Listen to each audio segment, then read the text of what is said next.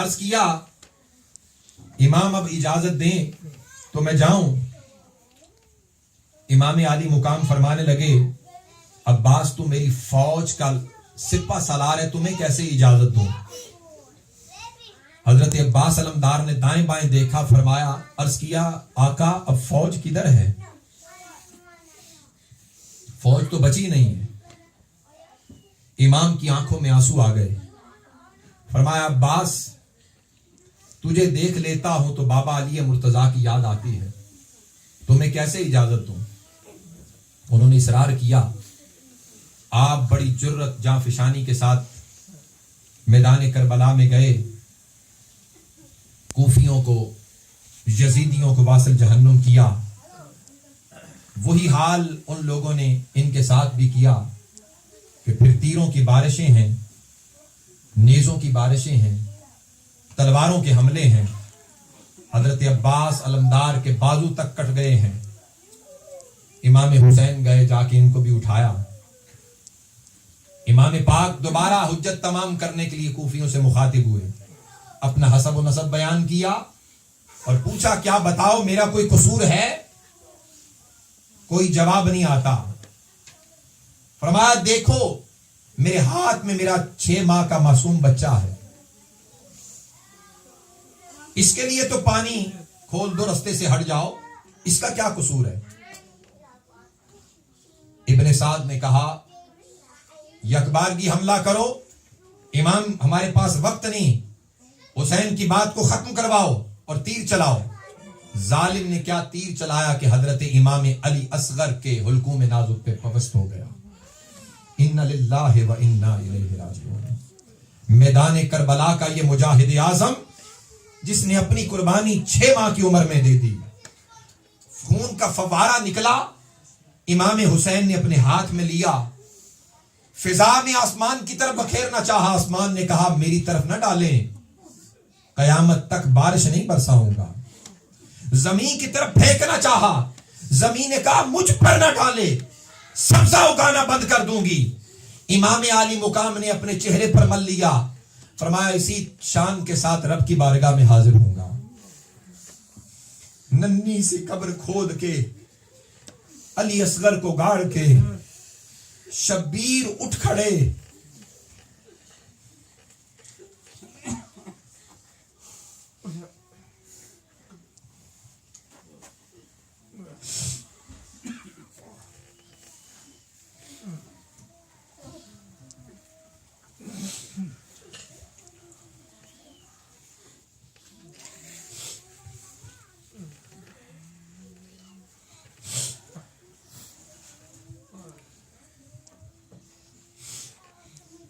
ننھی سی قبر کھود کے، علی اصغر کو گاڑ کے، شبیر اٹھ کھڑے ہوئے دامن کو جھاڑ کے۔ امام علی مقام نے دیکھا دائیں بائیں، نہ قاسم ابن حسن نظر آتے ہیں، نہ علی اکبر نظر آتے ہیں، نہ علی اصغر، نہ عباس نظر آ رہے ہیں، نہ اون محمد، نہ عباس کے بھائی نظر آ رہے ہیں۔ اب کوئی بھی نظر نہیں آ رہا۔ اب کون سوار کروائے سواری پر؟ پہلے تو ایک طرف امام حسین ہوتے، کوئی بھی مجاہد جاتا، اور دوسری طرف سیدہ زینب ہوتی ثانیہ زہرا سلام اللہ علیہا۔ اب امام حسین نور نظر علی مرتضیٰ، دل بند فاطمۃ الزہرا، جگر گوشہ محمد مصطفیٰ، اپنے بدن پر تاجدار کائنات کی پہنی ہوئی زین خود پہنی ہے، اور ہاتھ میں تلوار حیدری پکڑی ہے، سر پر تاجدار کائنات کا امامہ پہنا ہے، اور گھوڑے پر سوار کروانے والی سیدہ زینب ہے۔ زرہ پہن کر حضور کی زیب تن کر کے اور ہاتھ میں تلوار پکڑ کے سیدہ زینب کو آپ نے صبر کی تلقین کی، ازواج کو صبر کی تلقین کی۔ امام زین العابدین کو پہلے ہی منع کر چکے ہیں کہ بیٹا تم سے میری نسل چلنی ہے، تم میدان کربلا میں اس طرح نہیں جاؤ گے، لیکن صبر کرنا، بیڑیاں پہنائی جائیں گی، قید و بند کی صحبتیں برداشت کر لینا, میری کی ہوئی محنت کو خاک میں نہ ملانا, میرے بعد صبر کا دامن ہاتھ سے نہ چھوڑنا. تمہارے خیمے جلائے جائیں گے, تمہارے سروں سے دوپٹے اتارے جائیں گے, تمہیں بیڑیاں پہنائی جائیں گی, تمہارے جسموں کو زمین پر کھینچا جائے گا, لیکن ہر حال میں صبر کرنا, صبر کا دامن ہاتھ سے نہ چھوڑنا. اور آپ نے ایک دفعہ مراقبہ کیا, حضور علیہ السلام تشریف لائے, فرمایا بیٹا حسین میدان کربلا میں چلو, اس پانی کی فکر نہ کرو, ساقی کوثر تمہارے لیے حوض کوثر کا پانی لیے کھڑا ہے. حضور علیہ الصلوۃ والسلام میدان کربلا میں خود جلوہ فروز ہیں, علی مرتضیٰ جلوہ فروز ہیں, فاطمۃ الزہرا جلوہ فروز ہیں, صحابہ دیکھ رہے ہیں, اہل بیت اطہار دیکھ رہے ہیں, حسن مجتبیٰ دیکھ رہے ہیں. امام حسین جب گھوڑے پر سوار ہو کر نکلے, کس شان سے نکلے یہ ہستی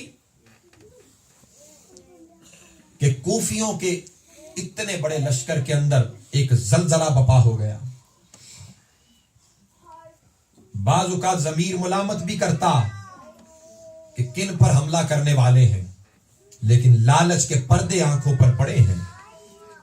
یزید کے انعام و اکرام کی لالچ نے عقل و دانش کے چراغ گل کر دیے ہیں. امام حسین رضی اللہ تعالی عنہ نے ان کی مبارزت کے جواب میں گاجر مولی کی طرح اس طرح کاٹنا شروع کیا یزیدی لشکر کو کہ ہزاروں کے انبار لگا دیے, ہزاروں کے انبار لگا دیے. ابن سعد بولا کیا کرتے ہو, یہ خون حیدری ہے, ابن علی ہے, کیا تمہاری مائیں تم پر روئیں, اس پر یک بارگی حملہ کیوں نہیں کرتے؟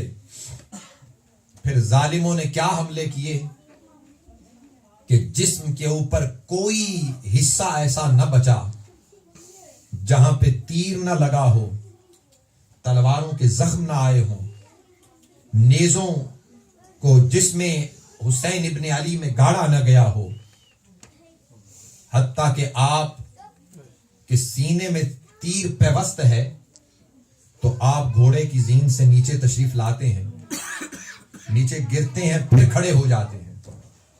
ظالموں نے دیکھا کہ ابھی بھی اتنے تیر کھا کر ابھی بھی یہ جرت, 3 دن کا پیاسا ہو کر ابھی بھی یہ حوصلہ, اگر انہیں ایک بوند پانی مل جائے تو یہ تو ہمیں گاجر اور مولی کی طرح کاٹ کے رکھ دیں. شمر آگے بڑھا, آپ نے فرمایا کون سا وقت ہے؟ عرض کیا جمعہ کا وقت ہے. فرمایا جانے سے پہلے مجھے اللہ کی بارگاہ میں 2 رکعت ادا کر لینے دیں. آپ نے زمین پر ہاتھ مارے, ہاتھ خون سے رنگے ہوئے ہیں,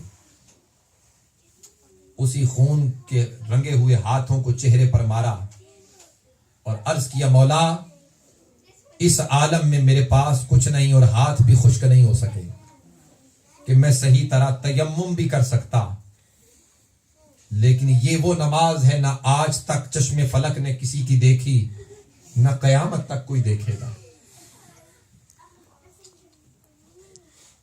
قیام کیا, رکوع اور قوما کر کے سجدے میں گئے. شمر آگے بڑھا, اس نے کہا حسین ابن علی کو اسی سجدے میں شہید کر دو, اگر یہ نماز مکمل ہو گئی تو جو باقی بچ گئے ہیں وہ زمین پر باقی نہیں رہیں گے. حسین ابن علی کو سجدے کی حالت میں شہید کر دیا گیا اور سر دھڑ سے جدا کر دیا گیا. ان للہ و انا الیہ راجعون. آرڈر جاری ہو گیا, خیموں کو آگ لگا دی جائے, بیویوں کے اوپر سے چادریں اور دوپٹے نوچ لیے جائیں, امام زین العابدین اور دیگر جو لوگ بچ گئے ان کو بیڑیاں پہنا دی جائیں, بغیر کجاووں سواریوں پر بیڑیاں پہنا کر عام قیدیوں کی طرح گھسیٹتے گھساٹتے چڑھا دیا گیا. شام تو ادھر ہی ہو گئی تھی, ادھر ہی شام ہو گئی, لیکن جب کوفہ لے جایا گیا آگے دروازہ بند ہو گیا تھا, دروازہ بند تھا. ساری رات آل محمد کو بیڑیاں اور پہنا کر قیدی بنا کر کوفہ شہر کے باہر کھڑا کیا رکھا. ساری رات 3 دن کے پیاسے, اور 10 محرم کو یہ قیامت بپا, اور پھر آگے ساری رات باہر کھڑا کیے رکھا. صبح دروازہ کھلا, شہر میں منادی کر دی گئی کہ جن لوگوں نے سلطنت اسلامیہ کے خلاف بغاوت کی تھی, ہمارے مسلمان فوجیوں نے ان کو قتل کر دیا ہے, اور جو بچ گئے ان کو قیدی بنا لیا ہے. کوئی یہ نہیں بتاتا کہ یہ جن کو قتل کیا گیا ہے اس کا صاحب اسلام سے رشتہ کیا تھا. یہ اسلام والے ہیں جن کو مسلمان کہہ رہے ہیں ہم نے باغیوں کو قتل کر دیا. گلی کوچوں بازاروں سے گزرواتے ہوئے اور شہداء کے رؤوس مقدسہ اور سر مقدسہ نیزوں پر چڑھا کر سب سے آگے امام حسین کا سر ہے, ابن زیاد کے دربار میں پہنچا دیا گیا. پلیٹ میں رکھ کر بڑے تھال میں ابن زیاد کے سامنے پیش کیا گیا. چھڑی اس نے ہاتھ میں پکڑی تھی, وہ امام حسین کے دندان مبارک پر مار رہا تھا. آپ کے دندان مبارک پر مارتا ہے اور کہتا ہے دیکھو مرنے کے بعد بھی اس بندے کے دانت کس قدر چمکتے ہیں. ایک صحابی رسول وہاں پہ موجود ہیں, انہوں نے کہا بدبخت چھڑی ہٹا لے, میں نے خود نظروں سے دیکھا ہے مصطفیٰ ان دانتوں کا بوسہ لیا کرتے تھے.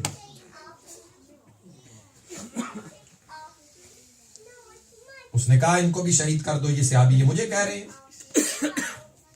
اور دوسری روایت میں آتا ہے اس نے کہا مجھے اگر تیری صحابیت کا پاس نہ ہوتا تو میں تمہیں ابھی کھڑے کھڑے قتل کروا دیتا. وہ صحابی رسول فرمانے لگے بدبخت تم میری صحابیت کا کیا پاس کرے گا, تجھے خون رسول کا پاس نہیں ہے. میری صحابیت کو چھوڑ, تجھے تو مصطفیٰ کی اولاد کا پاس نہیں ہے جن کے اندر مصطفیٰ کا خون ہے. بہرحال غیرت تو رخصت پہلے سے ہو چکی تھی. یزید کی طرف سے انعام و اکرام کے لالچ میں یہ تمام سروں کو اور جن لوگوں کو قیدی سیدہ زینب کے سمیت بنا لیا گیا, یزید کی طرف دمشق دارالخلافہ کی طرف روانہ کر دیا گیا. جب نکلے کوفہ سے تو سیدہ زینب سلام اللہ علیہا رستے میں بچوں کو اکٹھا کر رہی ہیں اور لشکر میں ساتھ جمع کر کر کے لے جا رہی ہیں. حضرت سیدہ بی بی سکینہ وہاں پہ مل نہیں رہی. جب نہیں ملتی تو لشکر آگے چلا جاتا ہے, آپ پیچھے ڈھونڈنا شروع کرتی ہیں, ڈھونڈتے ڈھونڈتے پیچھے آتی ہیں. کیا دیکھتی ہیں, ایک برقع پوش خاتون بی بی سکینہ کو اپنی گود میں بٹھا کر انہیں ساتھ لوریاں دے رہی ہیں اور سلا رہی ہیں اور تھپکی دے رہی ہیں. سیدہ زینب فرماتی ہیں اے برقع پوش باپردہ خاتون, اس قسم پرسی کے عالم میں, اس مسافری کے عالم میں ہم قیدیوں کی ان بچی کو اپنی گود میں بٹھا کے رکھی ہو, تمہارا بڑا شکریہ, بڑا احسان ہے تم پر, تم نے میری بچی کو گم ہونے سے بچا لیا. آپ نے بی بی سکینہ کو گود میں اٹھایا اور چلنے سے پہلے فرمانے لگی بی بی ذرا بتا تو صحیح کون ہو تم جو میری بچی کو اس عالم میں بھی گود میں بٹھا کے رکھتی ہو, ہم پر بڑا احسان کیا ہے تم نے, بتاؤ کون ہو. چیخ نکلی, پردے اپنے چہرے سے پردہ ہٹایا اور فرمایا زینب گھبراتی کیوں, تیری اماں فاطمہ الزہرا.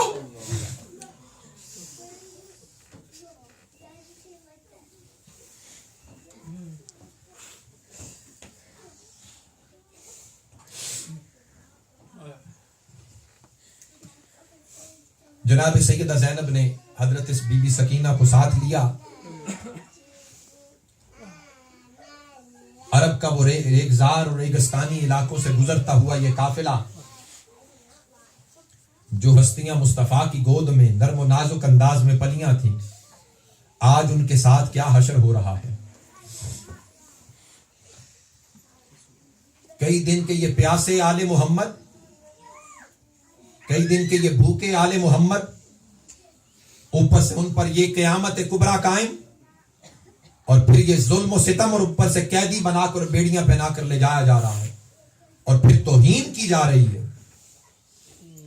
ملک شام کے قریب بس پہنچنے میں تھوڑا وقت باقی رہ جاتا ہے تو رستے میں ایک عیسائی کا گرجا اور معبد خانہ عبادت خانہ پڑتا ہے۔ اس نے دور سے آتے ہوئے لشکر کی دھول اڑتی ہوئی دیکھی اور آگے آگے دیکھا کہ نیزوں کے اوپر سر چڑھائے ہوئے۔ اس نے پوچھا کون ہے یہ لوگ؟ تو یزیدی سپاہیوں نے بتایا کہ یہ وہ لوگ ہیں جنہوں نے اسلامی حکومت کے خلاف بغاوت کی تھی، ان کی بغاوت کو کچل دیا گیا ہے، جنہوں نے مقابلہ کیا ان کو قتل کر دیا گیا ہے، اور جو باقی بچے ان کو قیدی بنا لیا گیا ہے۔ پادری نے پوچھا یہ کون لوگ تھے؟ انہوں نے کہا یہ علی ابن ابی طالب کی اولاد تھی۔ عیسائی کہنے لگا علی ابن ابی طالب جو داماد تھے تمہارے نبی کے، تمہارے نبی کے جو داماد تھے ان کی اولاد؟ شرمندگی میں کہنے لگے ہاں ہاں۔ کہنے لگا پھر بکتے اور بھونکتے کیوں نہیں کہ اپنے نبی کے نواسوں کو شہید کر کے آئے ہو، ان کی اولاد کو قیدی بنا کے آئے ہو؟ کہنے لگا ہمارے پاس آج ایک پتھر ہے جس پتھر پر حضرت ابراہیم، حضرت عیسیٰ علیہ السلام کے گدے کے ٹاپوں کے نشان ہیں، جس پر حضرت عیسیٰ علیہ السلام جس گدے پر حمار پر سواری کرتے اس کے ٹاپوں کے قدموں کے نشان ہیں۔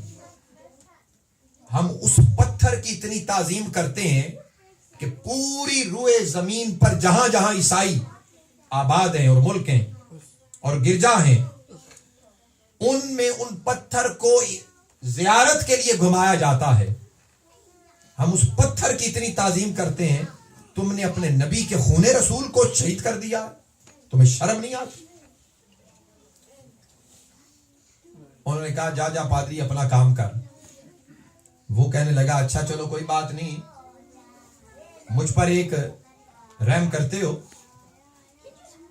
کہ ایک رات کے لیے یہ ساری ہستیاں میرے گھر میں ٹھہریں اور یہ تمام سر مجھے دے دو، میں ان کی خدمت خاطر کروں، تمہاری بھی کروں گا۔ انہوں نے کہا نہیں۔ کہنے لگا میں تمہیں انعام و اکرام بھی دوں گا۔ پوچھنے لگے کیا دو گے؟ وہ پادری اپنے چرچ کے نیچے لے گیا اور کہنے لگا یہ سونے چاندی کے انبار لگے ہیں، اشرفیوں کے انبار لگے ہیں، سونے چاندی کی اینٹیں پڑی ہیں، جتنا جتنا جو جو کہتے ہو میں دینے کے لیے تیار ہوں۔ ایک رات کے لیے ان ہستیوں کو مہمان نوازی کرنے اور تمام سروں کو اور امام حسین کے سر کو مجھے دے دو، ایک رات کے لیے بس۔ لالچ کے پردے میں جب پڑے ہوئے ہوں تو پھر لالچ کی وجہ سے کچھ ہوش نہیں رہتی۔ انہوں نے کہا چلو ٹھیک ہے یہ ملے گا نا۔ وہ نیچے ساری رات اپنا مال اکٹھا کرتے رہے اور پادری امام حسین کے سر کو اس نے لیا، ایک تشت میں رکھا، گلاب کے پانی سے دھویا، صاف کیا اور اپنے گھر والوں کو حکم کیا کہ ان تمام بیویوں کی رات بھر خدمت مدارت کرو اور ان تمام سروں کو صاف کر کے امام حسین کے آگے سر کو رکھ کے ساری رات قیام کی حالت میں امام پاک کے سامنے کھڑا رہا۔ اور پادری کہتا ہے ساری رات میں نے زیارت کی کہ ایک نور کا حالہ ہے جو سب سروں کا طواف کرتا ہے اور جب امام پاک کے سر کے قریب آتا ہے تو آ کے چوم لیتا ہے۔ ساری رات وہ نظارہ کرتا رہا۔ ادھر فجر ہوئی، پادری کی فجر ایمان طلوع ہو گئی۔ امام زین العابدین کی خدمت میں حاضر ہوا، عرض کیا اپنے نانا کا کلمہ پڑھائیں، پڑھا اشہد ان لا الہ الا اللہ و اشہد ان محمد۔ یعنی ادھر وہ ہے جو عیسائی ہو کر سروں کو دیکھ کر مسلمان ہو گیا ہے، اور ادھر وہ ہیں جو مسلمان ہو کر کافر ہو گئے ہیں. اسی حالت میں پھر دوبارہ وعدے کے مطابق اسے واپس کرنا پڑا سب کچھ, لیکن اندر سے تڑپ رہا ہے, کرب کے عالم میں ہے. دمشق لے جانے کے لیے سارا قافلہ پھر چڑھ پڑا. جب چل پڑا, دمشق کے بازاروں میں منادی ہو رہی ہے, ڈھول پیٹا جا رہا ہے. جنہوں نے سلطنت اسلامیہ کے خلاف بغاوت کی تھی ان باغیوں کے سر کچل دیے گئے اور جسموں سے سروں کو کاٹ کر نیزوں پر چڑھایا ہوا ہے, اور جو باقی بچ گئے وہ قیدی بنا کر لائے جا رہے ہیں. لوگ اپنے اپنے گھروں سے گھر بار چھوڑ کے, دکانداری چھوڑ کے سب باہر نکلے اور دیکھ رہے ہیں قیدیوں کو, لیکن یہ نہیں بتایا جا رہا یہ کون ہے. ایک بڑھیا خاتون سیاہ فان حبشہ کی رہنے والی آگے بڑھتی ہیں اور ان کے ہاتھ میں نان اور اوپر لہیم ڈالی ہوئی. جو آپ حلیم کھاتے ہیں نا, اصل میں لفظ کیا ہے؟ لہیم. لہیم لحم سے نکلا ہے. لحم کا معنی ہوتا ہے گوشت. مختلف دالیں اور گوشت ملا کے جب آپ اس کو گھوٹتے ہیں تو اس کو کہتے ہیں لہیم. ہمارے جو ملک میں لوگ حلیم کہتے ہیں نا, وہ غلط ہے. حلیم کا مطلب ہوتا ہے بردبار. یہ اللہ کی اس میں صفاتی ہے, اللہ کا نام ہے حلیم. تو حلیم نہیں سے کہتے, اسے کیا کہتے ہیں؟ لہیم. یہ انہوں نے وہاں پہ تقسیم کرنا شروع کیا ہوا ہے, اور ساتھ کچھ میٹھا بھی ہے. اور ایک روایت میں آتا ہے کہ میدان کربلا کے اندر شہادت, ان تمام شہادتوں کے بعد وہاں پہ جو اہل کوفہ تھے, جو محبان اہل بیت تھے, انہوں نے ان کے ایصال ثواب کے لیے وہاں پر اس موقع پر جو گوشت اور دالیں مکس کر کے سالن بنایا اسے بھی لہیم کہتے تھے. تو وہاں سے یہ سلسلہ چلا, اب قیامت تک یہ ہوتا رہے گا. امام حسین کی یاد میں یہ چیزیں تقسیم ہوتی ہیں. چنانچہ وہ بڑھیا خاتون تقسیم کر رہی ہے اور ان قیدیوں کے سامنے لا رہی ہے. سیدہ زینب کے پاس پہنچی, آپ نے پوچھا بڑھیا بتا تو صحیح تو کون ہے اور اس طرح ہماری خدمت کے لیے تو کیوں لے کر آئی ہے؟ وہ کہنے لگی میری مالکہ تھیں, انہوں نے مجھے کہا تھا کہ جہاں کہیں تمہیں قیدی ملے ان کی خدمت ضرور کیا کرنا. تو میری زندگی کی روٹین ہے, میں جہاں بھی قیدی ملتے ہیں میں ان کی خدمت کرتی ہوں, میں ان کی خدمت کرتی ہوں. آپ نے پوچھا تیری مالکہ کون تھی؟ وہ کہنے لگی میرا نام فضہ ہے اور میری مالکہ فاطمہ بنت محمد تھی. سیدہ زینب کی آنکھوں میں آنسو آ گئے. حضرت فضہ یہ وہ ہیں جو حالانکہ ایک دن بھی اسکول یا کسی مکتب میں نہیں گئی, لیکن سیدہ فاطمہ الزہرا کی تعلیم و تربیت کا یہ عالم تھا کہ جناب فضہ نے جناب فاطمہ الزہرا کی وفات کے بعد آپ دمشق آ گئی تھی, کبھی بھی قرآن کے علاوہ کبھی کسی اور زبان میں بات ہی نہیں کی. اگر آپ نے کسی کو کہنا ہوتا نا کھا لو, تو آپ قرآن سے آیت پڑھتی کلو وشربو ہنیم مریا, قرآن کی آیت ہی پڑھتی بس. کسی نے کوئی بات کرنی ہوتی قرآن کی آیت پڑھتی, اگلا سمجھ جاتا کہ ان کا مطلب یہ ہے. سمجھ آ گئی نا بات کی؟ ساری زندگی آپ نے قرآن کے سوا, اس آیت پڑھنے کے سوا کبھی کہیں اور سے بات ہی نہیں کی, اپنے سے کوئی بات نہیں کی. قرآن سے آپ جواب دیتی. کوئی بندہ کچھ پوچھتا, حال پوچھتا کیا حال ہے, آیت قرآن پڑھ دیتی, اگلا سمجھ جاتا یہ کہتی ہیں ٹھیک ہوں. بیمار ہوتی تب بھی قرآن کی آیت پڑھتی. تو یعنی اسی انداز میں آپ قرآن سے جواب دیتی. یعنی جن کی لونڈیوں کا یہ عالم ہے. سیدہ فضہ جناب فاطمہ کی لونڈی تھی, خادمہ تھی,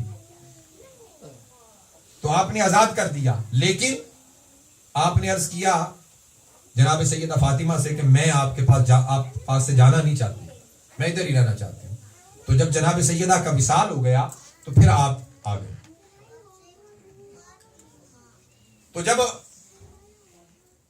جناب سیدہ زینب کی آنکھوں میں انہوں نے آنسو دیکھے تو جناب فضہ پوچھنے لگی بی بی تم فاطمہ بنت محمد کا نام سن کر رو کیوں پڑی ہو, اور تمہارا چہرہ میری مالکہ سے ملتا بڑا ہے. بتاؤ تم کون ہو؟ جناب سیدہ کی چیخ نکل گئی. فرمایا میں اسی فاطمہ کی بیٹی زینب ہوں. جناب فضا تڑپ اٹھی, ان کے جسم میں ایک لرزہ بپا ہو گیا. زینب بنت فاطمہ بنت علی. فرمانے لگی ہاں تو کہاں ہیں حسن و حسین؟ انہیں میں کندھوں پہ اٹھاتی تھی, گود میں کھلاتی تھی. فرمایا حسن کا انتقال ہو گیا, زہر دے دیا گیا, اور حسین کو دیکھنا چاہتی ہو؟ ہاں. فرمانے لگی میں نے حسین کو اپنی گود میں کھلایا ہے, حسین میرے کندھے پر کھیلتا تھا, میں کندھے پہ چڑھا کے پورے مدینہ کی سیر کرواتی تھی. حسین کدھر ہے؟ فرمایا حسین وہ آ رہا, نیزے کی آندھی پر آپ کا سر چڑھا ہوا تھا. جناب سیدہ فضا نے پورا دمشق سر پہ اٹھا لیا. حبشہ کے رہنے والے کڑیت بڑے بڑے جوان حبشی باہر نکلا اور یزید کے محل کی طرف گئے اور یزید سے کہا کہ تمہارے گھر والے جن کے نوکر اور غلام بننے کے اہل نہیں, تم نے ان لوگوں کے ساتھ یہ ظلم کیا. تمہارے گھر کی عورتیں جو بڑی پردہ دار بنی پھرتی ہیں, جس گھر کی خادمہ اور لونڈی بننے کے قابل نہیں, ان کے سروں پہ چادر نہیں اور بغیر کجاووں کے ان کو سواریوں پر سوار کروا رکھا ہے. یزید نے جب یہ دیکھا تو کہنے لگا اس خاتون کا سر سے جدا کر دو. حبشی جوان انہوں نے تلواریں اپنی باہر نکال لی اور یزید سے کہا ہماری بوڑھی ماں پر کسی نے اگر غلط نظر سے بھی دیکھا